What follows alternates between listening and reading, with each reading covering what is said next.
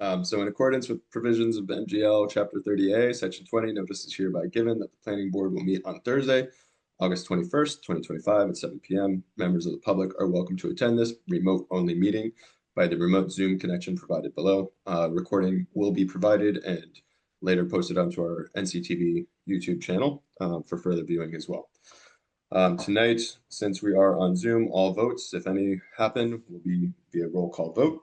We will do roll call attendance right now. So when I say your name, say aye, and then we'll move on. So Gary Searle, Aye. Melissa Mayo, Aye. Gary Sullivan. Aye. All right, then we have Richard McCarthy with us and Sue Jacobson. Our other planning board member, Dan, is not available to join us tonight, but he has provided some comments on some of the agenda items, which we will read into the record should we need them. And we're also being joined by Betsy Fajol as well. So Rich, do you want to take us through topics for tonight? Sure, thank you. We'll be discussing various zoning articles, proposals for the November 12th town meeting. I'm gonna screen share in a moment, and we'll just as we go through it, there isn't any changes to the non-conforming uses. So in case you look at the agenda, we'll be talking about non-conforming structures and then the enclosures and trailers. So let me I'm gonna screen share in a moment so we can.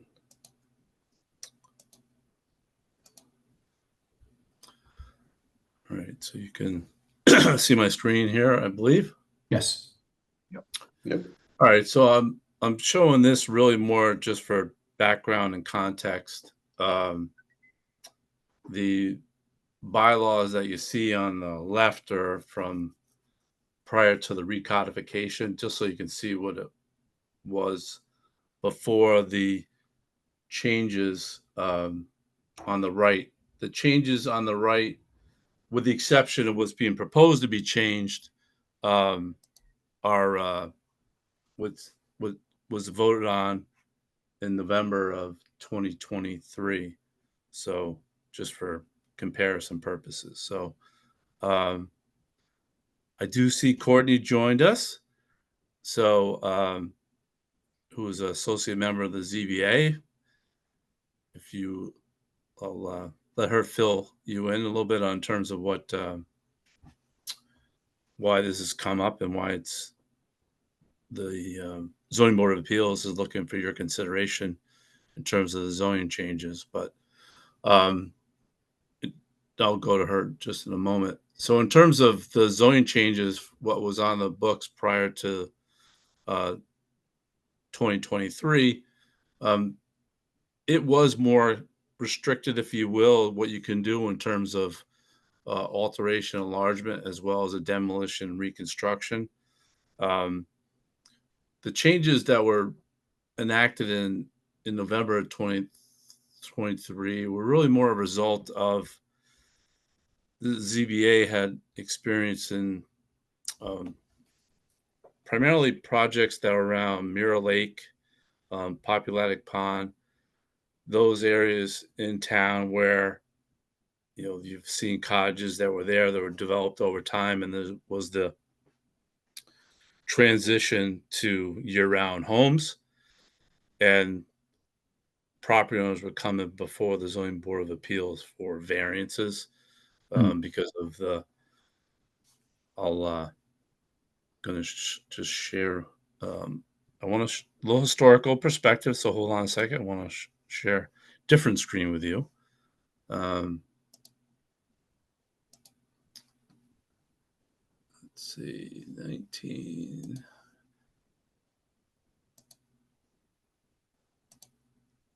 So we'll do a little Back to the Future.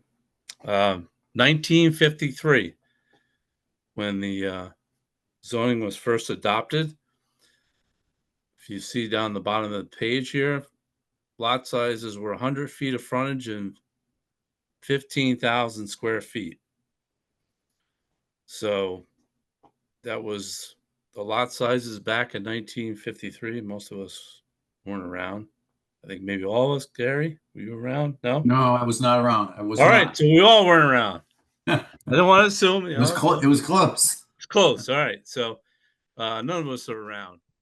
And then in 1968, and I'll just share this just so you can see real quickly, but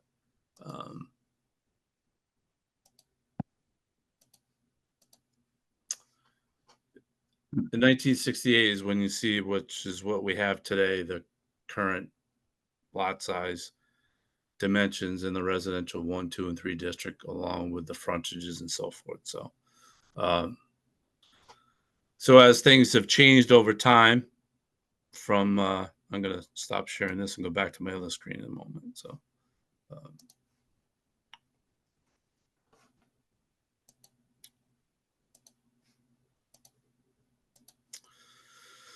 So again, so we made those changes in 2023 that gave opportunity for expansion, some changes, gave a little more flexibility to homeowners. But then the concern was that, maybe things can go a little bit too far.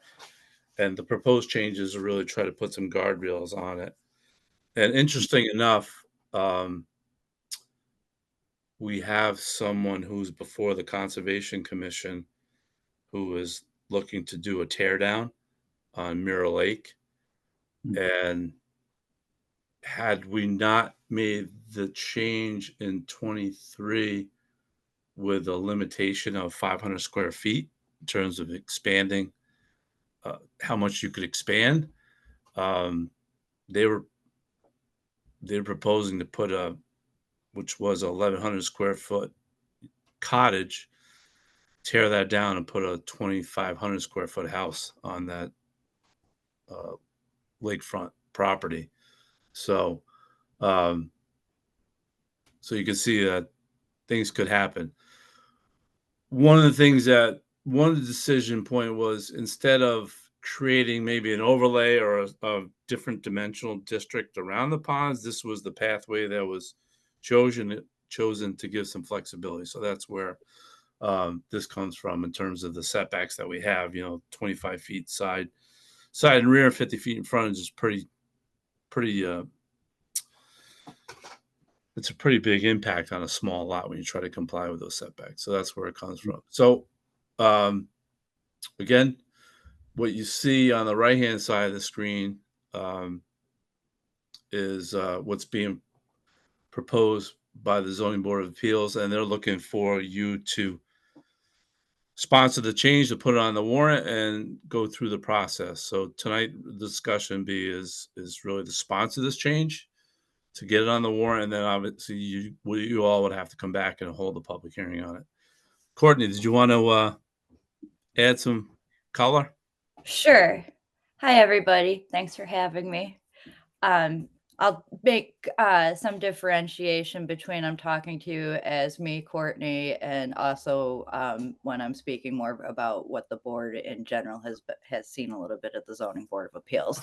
Since there's, me, the person, and the rest of the board, I'm not going to speak on their behalf necessarily. But in general, we had kind of as far as recent history goes. For the record, Courtney Starling, 76 Union Street. Sorry about that. Got to help the minutes out. But we had been seeing were a number of cases under nonconformities, either special permits or variances, where we felt the regulation and the regulatory barrier for what were generally pretty small changes. We were seeing, front porch reconfigurations on houses that were sitting in the front yard setback, things that were really pretty de minimis cases. And so we had sent a request to loosen this up a little bit and change cases that we were seeing by variance to see them by special permit. And to allow for alterations where there weren't changes to the footprint to be done as of right instead of by special permit. That was very cool. So that went through town meeting. However, as time has gone by, and we had done it with a bit of a caution before, that we wanted to be able to more or less waive setbacks when it was appropriate, but we were somewhat concerned about the ability of to have like a limitless waiver and how enforceable that would be to push back as a special permit in cases where where for one reason or another, maybe what was being requested by the applicant might be just a little too close. I'm not going to speculate as to any of those reasons why, but now and again, something will be, we'll see a case where it's not within the original footprint of the structure and it's an extension of a nonconformity. And that extension, perhaps the original structure is, it's a small lot, maybe it's 8 feet from the lot line. They extend what was a 10-foot wall is now a 20-foot wall with a 10-foot wide patio on it. That gets to be, at that point, we're exacerbating the nonconformity in a way that was maybe not kind of what we intended. So what we are looking for is just some minor tweaks, and we are still working on this. I will admit, we did not have a quorum last night, which was when we were supposed to finish knitting this together, and I apologize. So we didn't quite move the ball as fast as we wanted to. So now I'm going to kind of talk to you about just the concept in general of putting in just kind of, some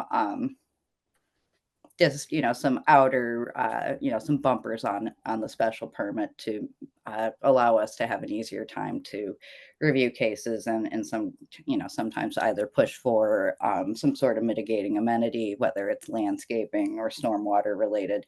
If there's going to be some sort of perceived impact on a neighboring property, and also to kind of more clearly regulate particularly when we have encroachments that are outside of the original footprint. And so while it is under development, what exactly, we think is, too close or, the maximum we've talked about, is it 10 feet? Is it 50% of the required setback? Things of that nature. And so it's kind of been a bit of a back and forth, and that's kind of what we're still discussing is what that would look like. Obviously open to some suggestions there as well, since we're not the only folks in town.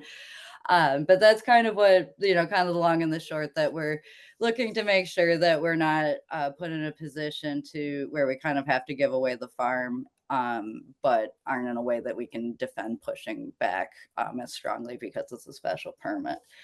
The second thing that we are looking for is that we have recently seen a couple of enforcement cases where we have folks who are living in RVs while they're doing renovations on their houses. Fundamentally, we don't have a huge issue with this. We don't want it as a temp, or, RVs are not necessarily intended to be permanent housing. They're not permitted as such with wastewater, heating, cooling, things of that nature. However, they're also a reasonable solution in a place that has really, really expensive housing when somebody is doing construction. And so we have provisions in our zoning that allow for people to live in trailer homes, including mobile homes, if there has been, kind of a quote unquote act of God, fire, flood, something that takes out their house, but in no other situation do we allow it. What we'd like to do is extend that allowance to anybody who has an active building permit, to do significant reconstruction in their home, provided that basically they get permission from the building commissioner, and that and we're going with a written approval because there's not really a building permit situation for this, but a written approval gives a record of when the occupancy started, so that when it hits 6 months, we can be like, okay, that's might be time to reevaluate your decisions regarding your housing situation for this renovation. But in any event, that's what we're looking for, is to loosen that up a little bit, to give people a little bit more housing flexibility, because it's hard out there and there really isn't very much in the way of temporary housing. And so right now, tonight, we're just hoping that maybe you'll consider some placeholders for the warrant.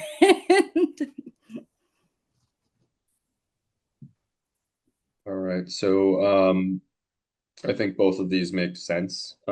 Reading through them, I don't see anything that's glaring I know it's still a work in progress. I think I'd be okay personally from a placeholder perspective. I think the changes in particular made to section D of section 310.6.4 dash dot A dot 2 are good as well. Open to the rest of the board. Any questions, any statements? I agree with you, Chris. I think they make sense, kind of common sense updates, I would call them. And hopefully we can save some time for the ZBA folks. And the act of God, that always kind of struck me as a little strange. I know we don't want to have RVs all over the town, but if you're remodeling your house and you have asbestos in there, you don't want your children living in there. And so I've always thought that's something that we should work on. So I definitely agree with that. So Courtney, just so you know, so when I was going through this document that you can see here, you'll see like all the areas I highlighted. Now I know it was just a rough draft, but when I was reading through it, I was just highlighting areas where there's either like, punctuation or like a word missing or something, but just so you know what all these highlights are. Excellent. We also, there is a, above in the section above where we talk about potential mitigation, I put in may, and it's a may also, or it needs to be can, but it's not limited. So we need to put a little a little belt tightening here and there, and then just kind of decide on our mechanisms as to what we, what do we think is like the outer limit of of what is easy to understand first and foremost, and then secondarily what will, keep folks comfortable. Yeah. So, well, you have some unprovoked feedback from me. I didn't know if it was us that was supposed to edit this and give feedback or if it was you guys. So Oh, no, we take feedback from everybody. Yeah, so in terms of sequencing, like I said, the goal for tonight is to get it sponsored by the planning board to put on the warrant. The ZBA will be meeting on the 17th of September, so they can do a little bit of wordsmithing then, and then forward it to the planning board. I would imagine, I think we would probably look for your public hearing to be at the October meeting, which would be October 14th. So it would be time to, in that sequence, to make some adjustments to it and then make the changes at the hearing on the 14th of October. Makes sense. Yeah. Give and understand too that if we have a new building inspector, we should probably loop him in too and see if he's got any comments. Yes. Yep. And we will have a new building inspector starting September 2nd. So, Oh, wow. yeah. So that is definitely the case there. Do we Awesome. know this Garrett? person or is it somebody totally new? Totally new. Nice. Unless you Not brand new to inspecting though. not brand new That's good. inspector. That's Yeah, no. Sorry for the Unless you're in town. if you were in Kingston doing work, then you might know him, but otherwise brand new to us here. Oh, okay. Gary, any questions, concerns? No concerns. I think it's pretty straightforward. So looking forward to seeing the cleaned up version, but totally okay with voting to add the 2 placeholders. Yep, I as well. I'm fine with the language. Yeah, and just reading Dan's comments in here around this, he just wanted to understand what the challenge we were trying to solve for this was. I think both Rich and Courtney, you've provided an understanding of what that was. He did not have any particular concerns with the language. All right, and so Rich, do you want us to do separate motions for each of these, right? Yes, please. All right, so I need a motion to approve a placeholder for the town warrant for our November 12th, 2025 fall special town meeting to support the changes for 310-6.4 non-conforming structures. So moved. Do I have a second? Second. All right, we'll do a Second roll and a call third. vote. Gary Searle, Aye. Melissa Mayo, Aye. Gary Sullivan, Aye. and I, Chris Montfort, vote aye. All right, thank you so much. Thanks, Courtney. Oh, wait, do we have to vote on the second one? Another one. Oh, Oh, because this is also the same section, right? 6-5. Well, this is, We thought we would bifurcate and do the trailers / RVs separately just in case any issues okay, came up. So as we the keep second one. Okay. non-conformities together and then campers on the other side. All right. Yeah, Thank sorry. you. Yep. Okay, so this is enclosure swimming pools and mobile homes. The only section we're modifying is the piece on the mobile homes. Yes. Okay. All right. Although So just looking for for, for edification, it's actually 6.5, not 6.4. So don't look at the agenda for the section. Sorry. that's the section that's got to get updated. Okay. All right. So Yeah. looking for a motion to approve the placeholder on the November 12th, 2025 Fall Town Special Meeting for the Fall Town Special Meeting to include a modification to section 310-6.5, enclosure swimming pools and mobile homes. So moved. Do I have a second? Second. All right, we'll roll call vote. Gary Sullivan, Aye. Melissa Mayo, Aye. Gary Searle, Aye. and Chris Mockford. I vote aye. Thank you. Okay. Thank you. Thanks, Courtney. Thanks, Courtney. Guys, Thank you. see you again. Okay. Aye. All All right. right. So now on to our next matter. So then, Rich, just confirming 310-6.3, we're not discussing. Correct. Yep. Okay, thank you. And so the last one then is 310-8.3, affordable housing development. Yes. So as you probably well aware, we have talked about for quite some time about making adjustments to the inclusionary bylaw based on what we've experienced since the change from 2021 in terms of that escalator, in terms of things moving up, in terms of the number of affordable units being required. So what we put together for consideration is one, the first change is just to reflect, obviously DHCD doesn't exist anymore, so that's pretty straightforward. But then, oh, actually, you know what? Excuse me, I got to share a screen. Sorry. Then I'll go to section B.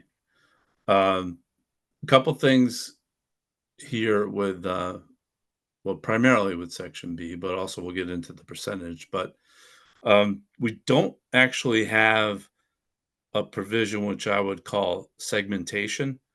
So what's being proposed here, which is in bold print, is to make adjustments to the bylaw so that there will be somebody couldn't divide the land below where the development would be under 6 units or more to try to avoid the Right. inclusionary bylaw. So they would have to essentially, if you move forward with this, they would have to, as a practical matter, they would have to get it done by the time you hold a public hearing. So it's a pretty short window of time if you move forward with this.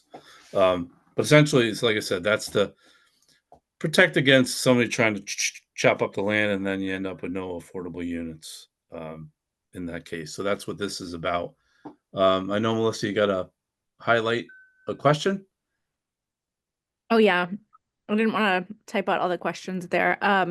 So the bylaw does not apply to any development for which a complete application for a special permit. So it sounded to me, I don't know if we're getting into this much detail tonight, but the language there and then down below it mentions that hold on, let me pull up mine. Down below it mentions special permits again, and it sounds kind of contradictory. So we can go back to that if you want when we get down further. And then the Okay. subdivided or divided by, I wasn't sure if divided by was an official term that I was unaware of, or if it was the same thing as subdivided. I use the term divided because an A&R plan is not a subdivision, so that's why I use divided versus subdivided. Okay, that was my only question. I didn't know Yeah. why, if there Yeah, was a that's why I difference. did it. And so I know we'll get to your question when we go down a little bit further. So essentially, the way the table is written, so I'm not suggesting that we go back to 10, which it was before the changes in 21. I would Mhm. propose we stay with the 6, but then it'd be a straight 10%. I did do a little bit in terms of research, in terms of how far, in terms of how low you can go, so to speak, with the inclusionary bylaw. And 6 is really, I mean, there's a few occasions where some go down further than that, but we start to get into a range where we might run into concerns about regulatory taking in terms of being such a low bar. So I'm suggesting we stay with the 6. Um, and then it would just be a straight 10%. So in the case of the fractions, so if it's 6, so it would end up being It would round up to 1, so it'd be 10. Yeah, it'd be 1. okay, or potentially the payment in lieu of? Mm-hmm. Okay. But the payment in lieu of is rounded up as well. There's no paying 60% for payment, right? Right. No, it'd be 1 on the payment in lieu. Where you Okay. might get a fractional payment in lieu is if it's 1.3. So 1 unit plus that 0.3 Round down. would be a payment in lieu. And you start to get in that side of the number. So, well, essentially 1.1, 1.2, 1.3, 1.4. Then when you get to 5, then it's going to round up. The 6 plus really means 6 or more. Yeah, I could certainly change it to be 6 or more, not a plus, if you prefer it that way. But yeah, that's what it means. Yeah. And then, are you talking? Any questions? Okay. So, Melissa, your comment, your question about special permit. Is this the one you're talking about? This special permit down here? Yeah, let me read this again. I probably should have just put the comment in earlier when I was thinking about it. It's all right. I believe what I was thinking is this part here, it sounds like in one of the sections, maybe it was the one prior, it sounded like the inclusionary bylaw doesn't apply to special permits, but then down here it sounds like it does. It might just be the wording. This bylaw does not apply to any development for which a complete application for a special permit, subdivision of land, or plan of land that does not require planning board approval. Maybe it's just the language that's doesn't sound as straightforward yet. Maybe we can play around with that a little. Okay. So the intent of the way this is written, essentially, that any of those, a special permit, which in this case would be potentially for an open space subdivision, would be a special permit that would be needed for residential development. Um, in addition to that would be if somebody was trying to do the multifamily in the C1D district, although most of it's all MBTA zoning, so it's really not probably really applicable anymore. It's really more in terms of I suppose we could clarify it and just say it as an open space special permit, because that's really if I go back through and think about this, that's probably the only special permit tied to residential right now. Um, and then the subdivision, uh, an A&R plan, etc. So it's saying that if you have it in place right now, this bylaw doesn't apply. But if you move forward with this, and then you advertise it and hold the hearing, then from that point on, if it goes through town meeting, it's approved, then it essentially is retro back to the date of your public hearing. But we can wordsmith. So your point is taken. So in the end, again, this will be if we want to move forward, it'd be a vote to put it on the warrant. We do have time to do some wordsmithing. So Yeah, I'm fine with putting this on the warrant. I'm doing a little bit of research on the 10% versus anything higher. It seems like 10 to 20%, actually 10 to 15% is what most other towns around Massachusetts have. Some outliers are upwards of 20%, with some being 25, but those are really densely populated areas already. So I'm Something okay else with that. sorry, Chris, something else to consider Yeah. too when 15 is usually, I mean, I think the majority is the max would be 15 from what I've seen, and then in the MAPC research as well. But something else to consider too in some of those towns, and we don't need to go into that this much detail, but if there are towns or cities that have 15% that's required, they might have town sewer, so that actually takes away a huge cost from developers too, versus, we don't. So if we're adding that cost, it's going to make it less profitable for a If developer. if I could just add a piece too, most of the communities that go higher than the 10%, that hover around that 15 to 20%, are communities that are either above 10% or very close to having reached their goal of 10% of affordable housing. So they're able to be more specific, if you will, around the percentage rate, because they're either at 10% or very, very close. That is Yeah. not us. Yeah, 100%. I'm seeing Cambridge and Waltham as being noted as the 20% here, right? On the lower end, you've got Belmont, which has 10% for 6 to 12, 12% for 13 to 20, and then greater than 20 units is 15%. And so that's, even in my mind, a little on the high side. Then you have Amherst, which is a little less populous, has 10% at 10 plus, and then 12% at 21 plus. So I think we're fine from a numbers perspective there. Lowell is greater than greater than or equal to 5 units. It's 10% with in lieu or bonuses as well. So I'm cool with that. Obviously, we'll have some time to wordsmith this, but Yep. At the barring any time, additional comments, go ahead, Gary. at the time this was put forward, if I'm recalling right, Rich, it was Peter Diamond proposed it on his own.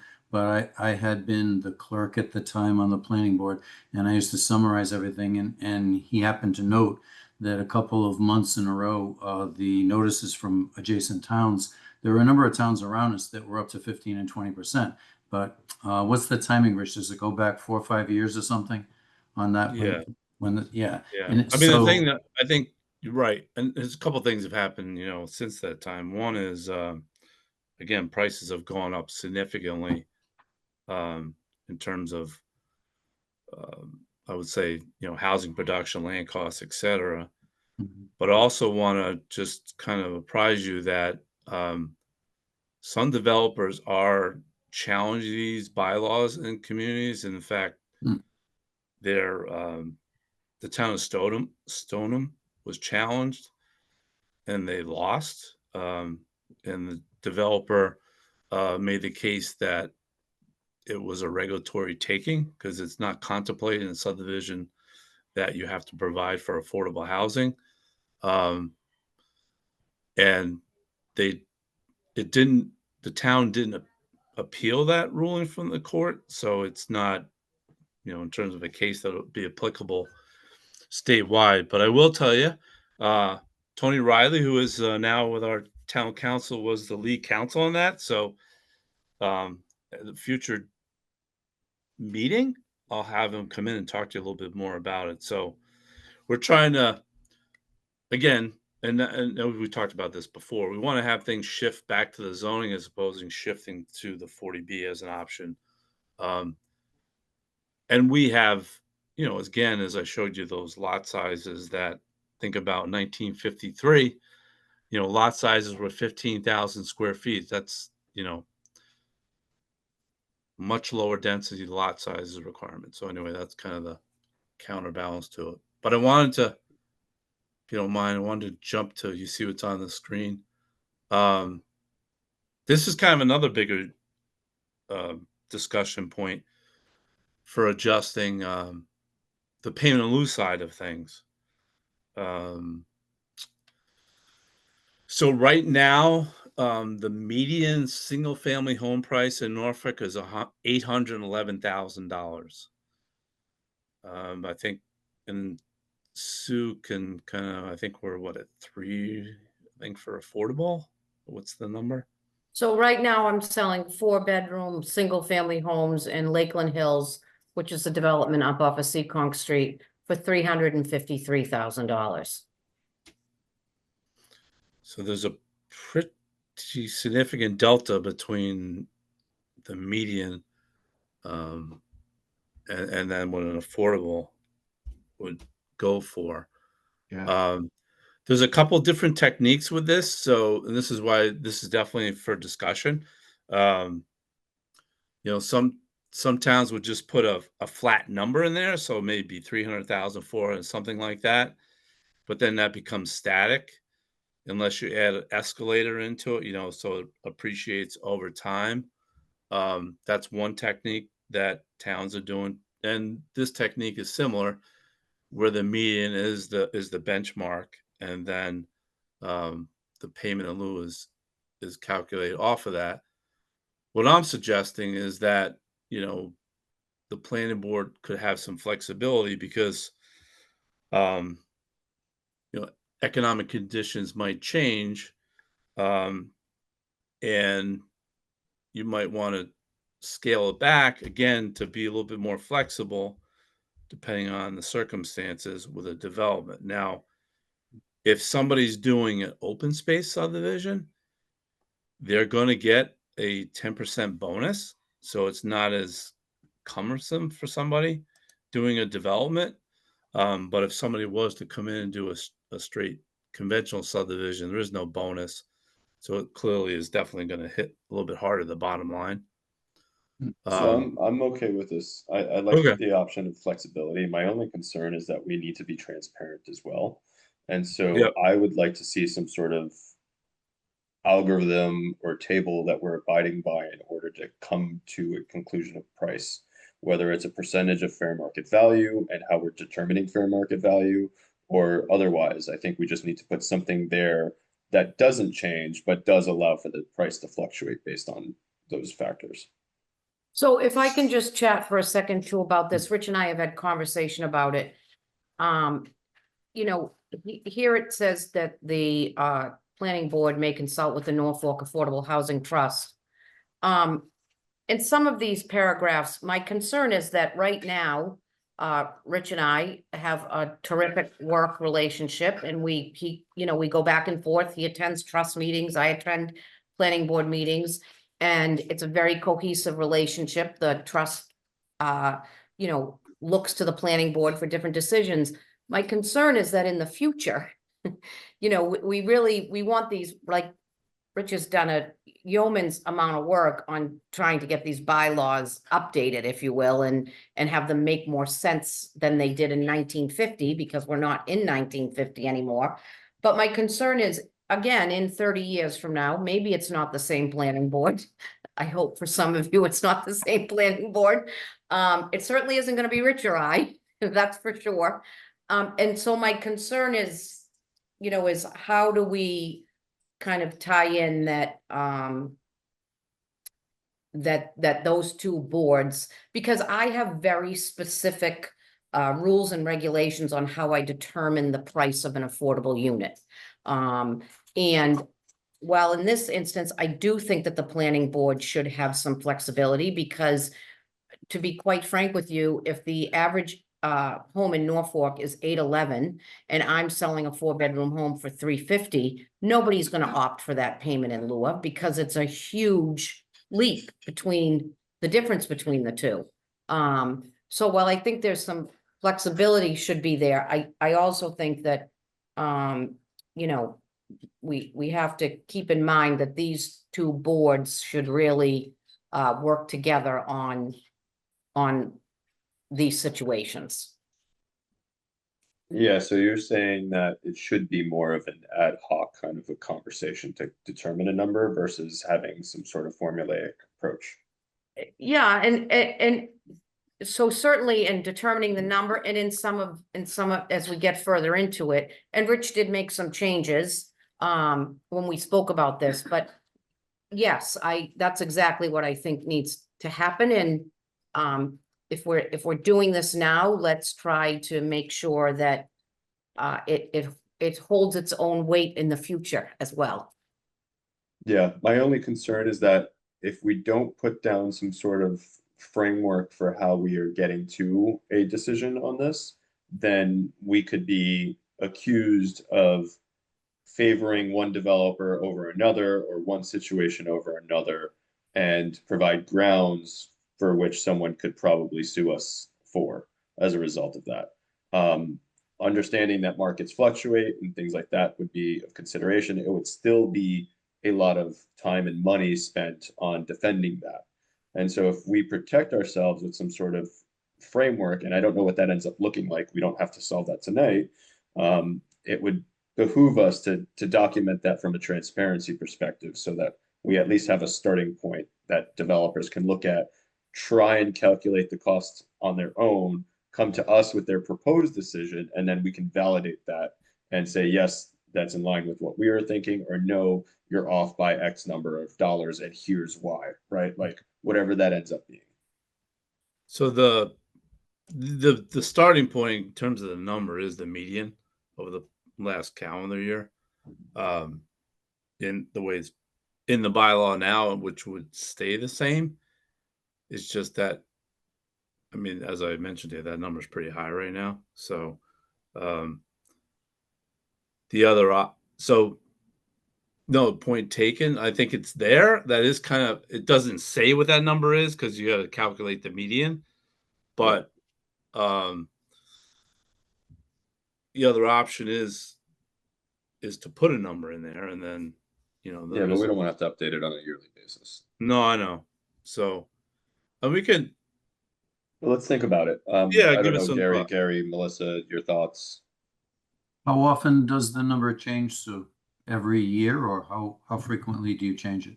So it changes, it changes with, depending upon the month, Gary, because there's certain factors that play.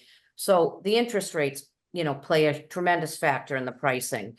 The income that's allowed to be earned has increased every year in the 15 years that I've been doing this. Now, you know, there may be, we always say they may not always go up, but our tax rate plays a factor into it.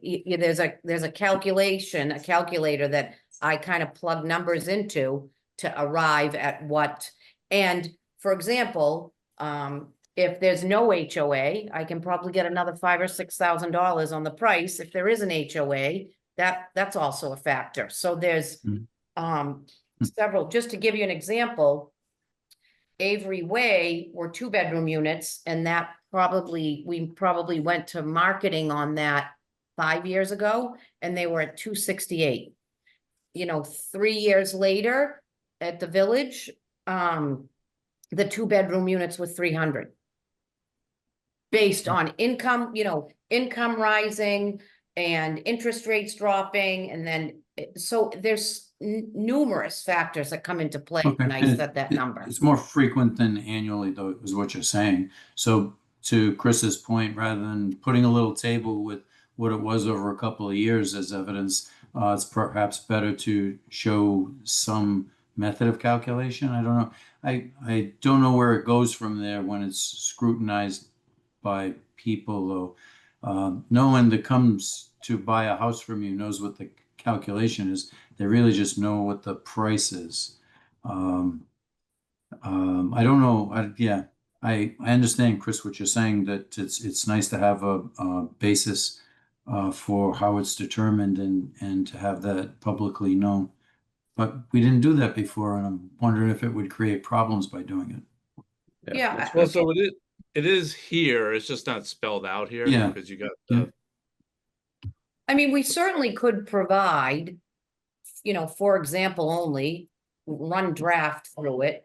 You know, we certainly could provide, you know, a price from a development that we're doing now versus the price from a development that we did a couple of years, you know. Again, how in depth or how much in the minutia do we want? You know, from Chris's point, I absolutely agree that we need to be transparent, but getting the average individual, which is, you know, the issue with any affordable housing or many planning board issues, right?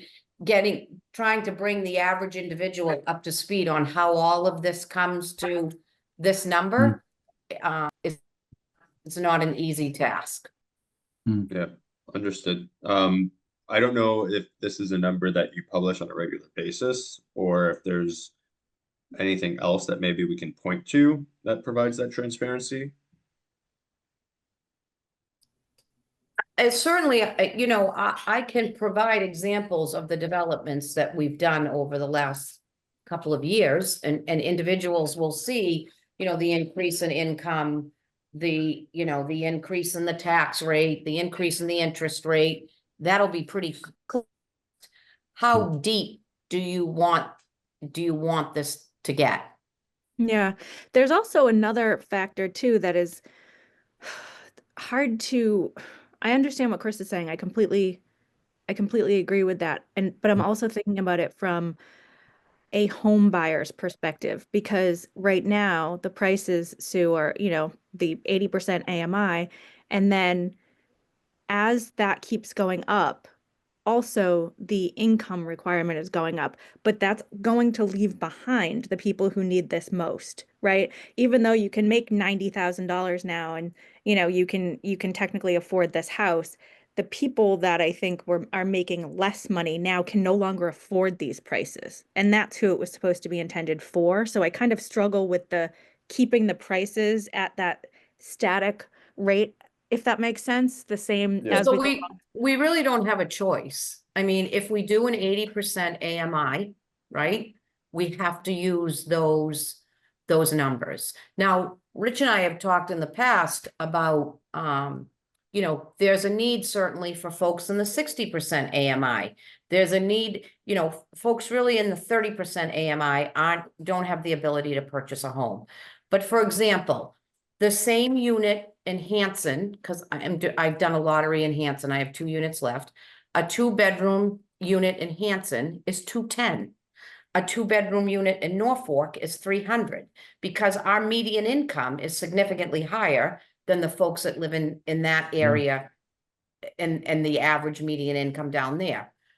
Now, you can't force a developer, you can't go to a developer and say, we don't want these units only at 80%.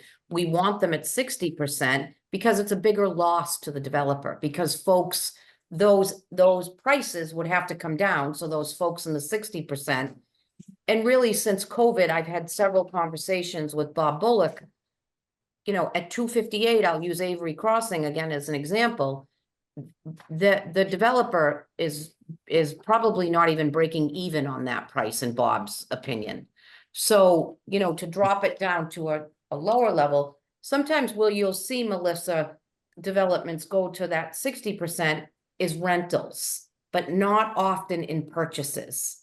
Okay. Most folks, sometimes, you know, I've seen lotteries, and recently last year there was one in Bellingham where the developer offered 5 units at 80% and 1 unit at 60%.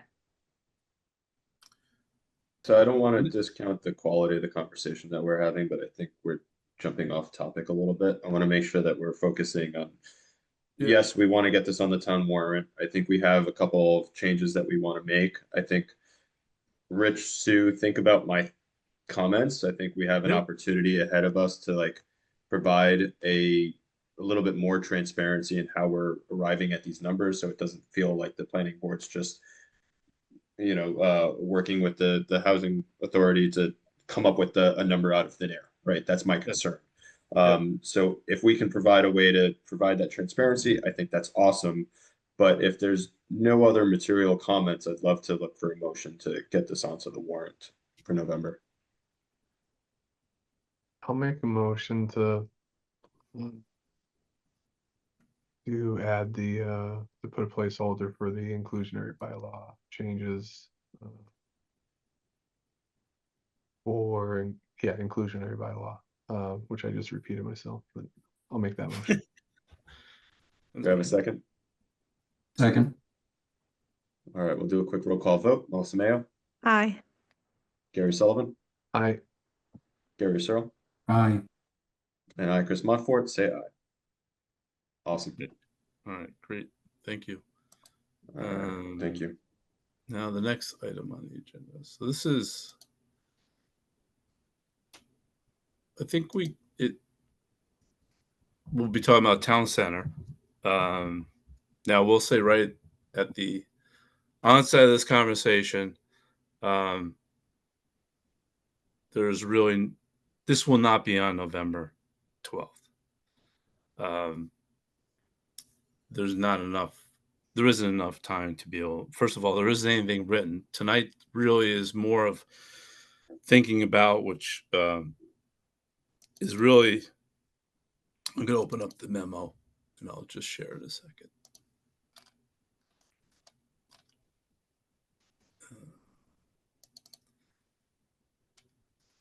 Hold on a second. So we had talked about earlier about making changes to the B1 zoning because of some of the economic elements in terms of the inclusionary, but also commercial density and so forth. I gave some of the feedback to MAPC earlier, and I had another meeting with them. And then what they suggested was that the board think about where you would, what's your appetite, so to speak, and in terms of making changes. So that's essentially what this memo is trying to lay out in terms of how far you go. Are you willing, essentially, where would you like to go? And then based upon that, if you feel we can make some changes, then they would put a proposal together and address those items. So for instance, we did talk about the inclusionary already. So I think we kind of touched on that, even though that is on this memo, but it's more so with height, for example. You've seen a project that's being potentially contemplated in the center of town, allowing flexibility, not necessarily in terms of height, but story. Is that something the board would be open to consider? But then how do you go about doing that so it's not wholesale? So the thought of that would give you more special permit authority to make some of these changes, so it's not across the board in the center of town. Similarly with density, footprint.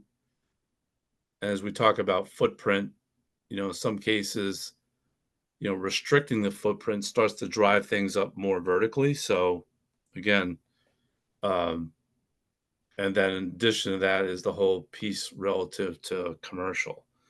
So I mean, that assumes that we have appetite to purchase and build in the center of town. What's But that? I hear you. I hear the intent. Yeah. So essentially when I met with MAPC, they're like, we made a bunch of changes in 2021.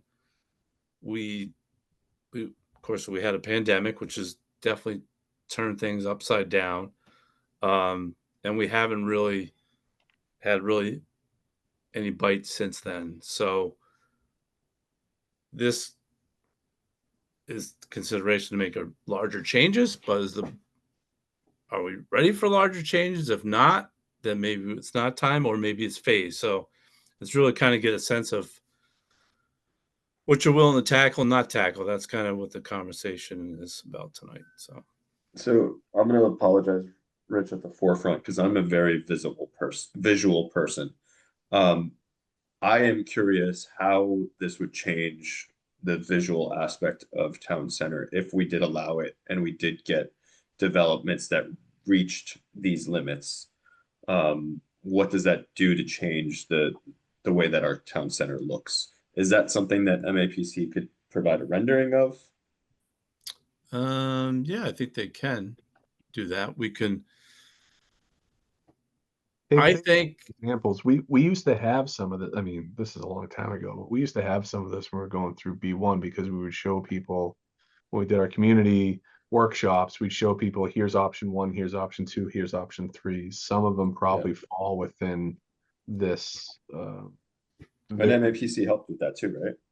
Yeah. Yeah, Yeah, they so were maybe pulling they can from pull other from their channels. archives. Yeah. Yeah, no, we definitely could have it. I think so. I think that number one, we're not gonna be able to do, we don't have enough runway to be able to do something in November. That's clear, I would say. No, I think we target the spring meeting so that Mhm. we have a deadline that we have to work towards. Correct. Yep. But between now and then, I think we need to have a visual analysis of what this could look like that we can review, and then decide on the approach. And then once we've decided on the approach, we can start reviewing the actual amendments that we would need to make. Sure. And what we could do, as Gary's mentioned, we could put it on the agenda and bring back some of the work that was done from the B1. There is a bunch of images, Yep. even pull out from the B1 study too. There was a bunch of Yep. work there to kind of to show what Yeah, that I think would that's a look great like. idea. Okay. But the first lead question is, you feel like there's the appetite to do something, or if there's not, because that's the first question. So if there isn't, then we don't go to. So just strawman vote. This isn't for anything. Raise your hand if you would have an appetite to go through this exercise. I'm biased, by the way, because I was part of the original initiative, so I want And to it's see really that. just tweaks to that. It's not even that much different. You know, it's just little Right. tweaks. The market's changed, developers' feedback has changed. Yep. And we've learned from some of the comments that we've gotten back around the changes that we've made. So I think it makes sense. And the new research that they've provided us, I think it's time. We have to revisit it. Yeah, I think in terms of the hard part is that in reality, we don't have, our town center is not very large. Right. So it's to kind of put something together bylaw wise that creates some flexibility and some standard, but it's adaptable to the properties because there's different, it's not really replicatable necessarily because it is small. There's a bunch Right. of different variables. So, all right. So that's good. So what I'll say is yes on the appetite. We'll proceed, and then I will get back in contact with them, and then we Awesome. can put something together in terms of a scope actually that you can review in terms of working forward. I think, can I just ask a Awesome. quick question, Rich, about Yeah. one of those items was specifically about, I think it was, the document's not up anymore. If you could just put that up for one sec, if you have it. I Sure. believe it was basically saying we can have 4 stories in a building that is still meeting the height requirement, but right now 4 stories isn't required. Is that basically Yeah. what they're suggesting? Yeah, Or we have stories. like 3.5 stories 3.5, is our okay. requirement. Yeah. Yeah, Well, because they were saying, right now it's 3. Oh, 3. Yeah. I thought there was a- Hold on. Let me get. Did I? It says the current height limit of 46 feet can accommodate a 4-story building with a parapet roof and does not need to be changed. Yes, because I think there was someone that was looking at building something downtown, and they said we could actually get 4 stories within the 46 feet height, but it's not allowed in your bylaws. So it wouldn't actually change much looks wise, whether you're going to have like a little the top floor is going to be peaked or not, which could be actually super cute. It's not that big of a change. It's just that we made it overly restrictive with no special permit to get around that for certain cases. And to your point in that example, that would be they would meet the height because that concept was 4 stories of residential, then commercial in front of it. So it wasn't as if, so 46 feet works for 4 stories of residential. So yes, to your point, they can meet that for sure. The other thing associated with that is the footprint size would need to change. Yeah. So, and that's where they're, again, suggesting the idea of doing this by a special permit. It's not by right that someone could do this, which is, it's a safeguard for the town. It's not completely open. It does reduce the predictability for developer, but this is better than nothing, I suppose, right? So Yeah, Right. and the last couple of developers that we've had for larger projects have come with renderings, and I think that's really helpful to Chris's Yeah. point, visual person, when you can see how it's going to look, maybe it's not as scary as, it probably is to a lot of people that didn't see what it could look like if the square footage was a little bit larger. yeah, And then, to Chris. Yep, I'm sorry. Go ahead. oh, no, go ahead. I was going to say we do have rendering for a proposal, but there's also other buildings we can use as examples just to show, this is a 4-story building with 46 feet or a 3-story building and so forth. So, and the way our zoning is structured, because we have a setback, it's not up against the street edge. We have that setback already, so it's not something that you would see in Walpole, just for the viewing audience at home. Mhm. So, Appreciate it. That's a good Any other point. questions? All right, then moving on to 8, Lot 22A, Sherwood Drive. yeah. So, just to give you a little context, when property is being sold now, the title exam, or actually title insurance companies, are not necessarily just writing policies. If there are things that need to be, that should have been done, they're asking for them to be done. And this is one of them, which can't find a record of the lot release back from 1974 Wait, and just to 1980. just to add a little bit to that, we did have the lot releases, but it didn't appear that they were recorded at the Registry of Deeds. Yeah. I can't imagine why. Everything was so modern back then. It could have been, we just can't find the records. No. And they couldn't either because they did a title exam, and that's why they contacted us. So, Yeah. um, Hind- so okay. yeah. I was gonna say hindsight, I probably should have just had you guys release all the lots all again and just record the one document, but I didn't really give it a thought until yesterday. So anyway, here we are. Yeah, and this is so that, as Betsy mentioned, this will be specific to. I have it on the screen. Lot 22A. On the 19. Yep, which is number 8 Sherwood Drive. 8 Sherwood Drive. Yep. By the way, these are public roads. I should have said that at the beginning. So, or it's one road, but Sherwood Drive is a public road. So, not in a great condition anymore necessarily, but it is a public road. That's another. But of course, you can see it's pretty old, right? So anyway, we ask you to vote to release lot or 8 Sherwood Drive, which is lot 22A, from the 1974 covenant, which is shown on the screen. Can you see the? Yep. Yep. And then we'd have to do the same for the 1980. Yes. Okay. Any questions or concerns before we move forward? All right. So then I would look to have a motion to release lot 22A, 8 Sherwood Drive from the 7/22/1974 covenant. So moved. Do I have a second? Second.